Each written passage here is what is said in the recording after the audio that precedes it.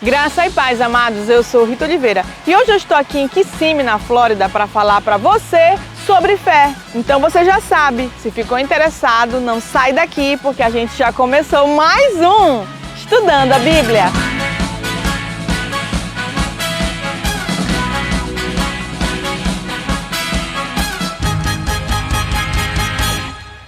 A sua fé salvou você. Esse é o título do nosso estudo de hoje. E o texto de referência se encontra em Lucas, capítulo 18, versículos 35 a 43. A minha versão você já conhece, é Nova Almeida atualizada. Aconteceu que, quando Jesus se aproximava de Jericó, um cego estava sentado à beira do caminho, pedindo esmolas. E, ouvindo o barulho da multidão que passava, perguntou o que era aquilo. Anunciaram-lhe que Jesus, o Nazareno, estava passando. Então ele gritou: Jesus, filho de Davi, tenha compaixão de mim. E os que iam na frente o repreendiam para que se calasse. Mas ele gritava cada vez mais: Filho de Davi, tenha compaixão de mim. Jesus parou e mandou que trouxessem o cego. E, tendo ele chegado, Jesus perguntou: O que você quer que eu lhe faça?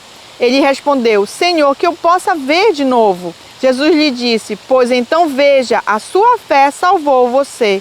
Imediatamente ele passou a ver de novo e seguia Jesus, glorificando a Deus. Também todo o povo, vendo isto, dava louvores a Deus. Essa história é também descrita em Mateus capítulo 20 e Marcos capítulo 10. Mas coloquei aqui a descrição feita por Lucas, porque nos revela aqui detalhes interessantes sobre esse cego.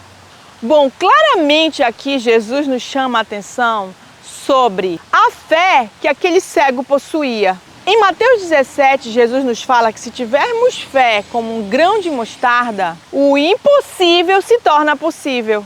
Claro, segundo a vontade de Deus. Paulo também nos revela em Romanos 10:17 que a fé vem pelo ouvir a palavra de Deus. Também Paulo nos fala em Efésios 2 que pela graça somos salvos, mediante a fé, e isso é dom de Deus. Em Hebreus 12 nos diz que Jesus é o autor e consumador da nossa fé. E no capítulo 11, Hebreus nos dá uma lista de pessoas que agiram pela fé, ou seja, exercitaram a fé que lhes foi dada diante do que passava em suas épocas. Também Hebreus nos diz que, ora, a fé é a certeza de coisas que se esperam, a convicção de fatos que não se veem, pois pela fé os antigos obtiveram bom testemunho.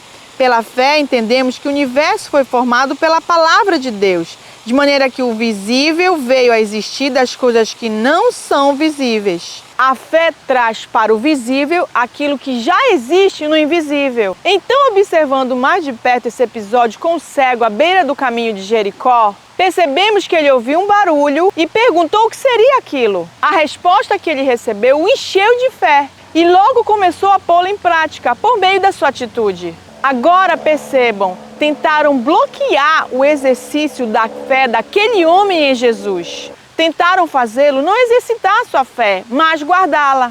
Porém, aquela situação adversa não o abateu, mas o estimulou ainda mais ao exercício da fé.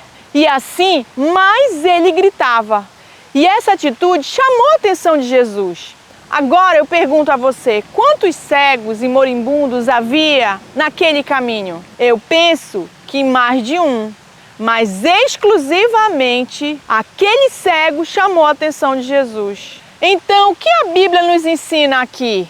Diante de uma determinada situação, você possui fé do Altíssimo, mas precisa exercitá-la. E fazendo isso, é claro que vão tentar te fazer mudar de ideia e não mais persistir.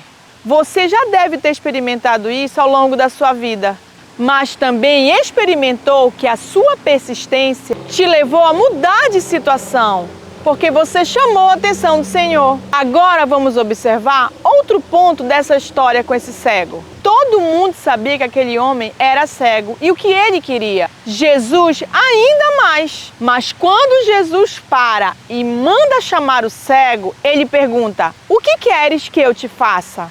Parece até irônica essa pergunta, não? É claro que Jesus sabia o que aquele cego queria, mas Jesus queria ouvir de modo específico o que aquele cego tinha a dizer. Aquele cego poderia pedir muitas coisas para Jesus. Poderia pedir esmola, poderia pedir comida, poderia pedir até para deixar de ser mendigo. Percebam, aquele homem não nasceu cego, ele ficou cego. Então, ele não nasceu mendigo, ele se tornou mendigo. Pois naquela época, todas as pessoas que sofriam de uma má condição física eram colocadas à margem da sociedade e geralmente se tornavam mendigos. Então, ao invés daquele cego pedir para deixar de ser mendigo, aproveitou a única oportunidade que ele tinha e pediu, cheio de fé e de modo específico, o que ele mais queria: deixar de ser cego, pois ele sabia que, deixando de ser cego, ele deixaria de mendigar, sair da rua, pois poderia trabalhar, ter seu sustento e construir uma família. Ou seja, todas as coisas seriam acrescentadas a ele, depois que ele recuperasse a visão. Então, ele sabia que teria que pedir aquilo que era essencial para ele. Jesus observa a fé daquele homem e diz que por meio da fé dele, ele seria liberto daquela condição. Agora eu quero chamar a sua atenção para mais um detalhe na história daquele homem. Depois do milagre, ele poderia ter seguido seu próprio caminho. E vida que segue. Mas percebam o que a Bíblia diz a respeito dele. Observe Lucas 18:43. Imediatamente ele passou a ver de novo.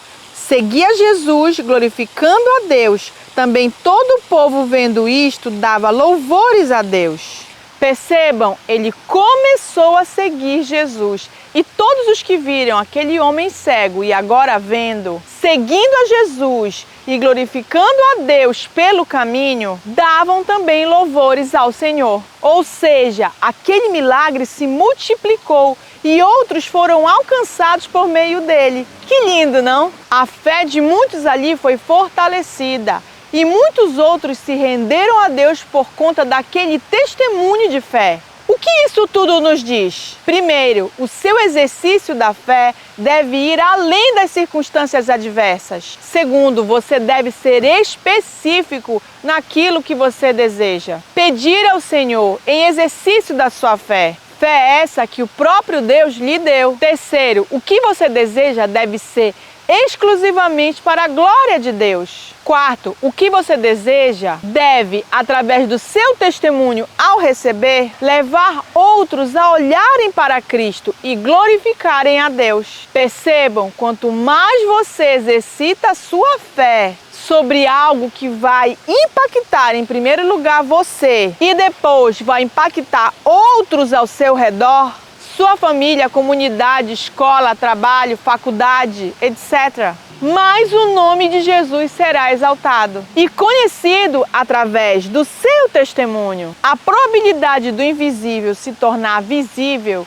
aumenta significativamente quando você exercita corretamente a sua fé em Deus. Observe Hebreus 11:6. De fato, sem fé é impossível agradar a Deus, porque é necessário que aquele que se aproxima de Deus creia que Ele existe e que recompensa os que o buscam. Aquele cego fez exatamente isso. Agradou a Deus com o exercício da fé dele. Fé essa que o próprio Deus deu a ele. Ele ouviu sobre Jesus, naquele momento o coração dele se encheu de fé em Jesus, o qual trouxe à existência o que já havia no mundo invisível: a sua cura. Aquele homem foi recompensado ao buscar Jesus. E mais ainda, o testemunho dele fez com que a fé de outros fosse exercitada e glorificassem a Deus.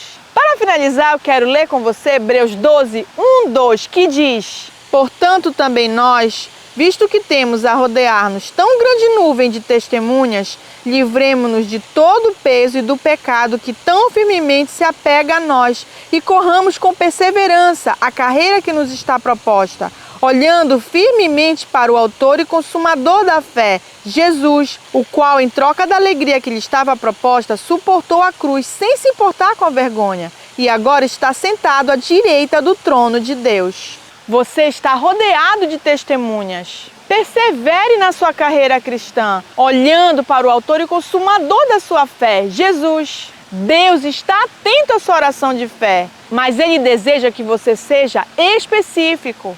O que queres que eu te faça? Deus conhece seu coração e sabe se isso que você deseja é realmente ou não para a glória dele. Então leia a Bíblia, pois a fé vem pelo ouvir a palavra de Deus. Saiba pedir com fé para que o nome de Jesus seja exaltado através da sua vida. Pense nisso, que Deus te abençoe em nome de Jesus.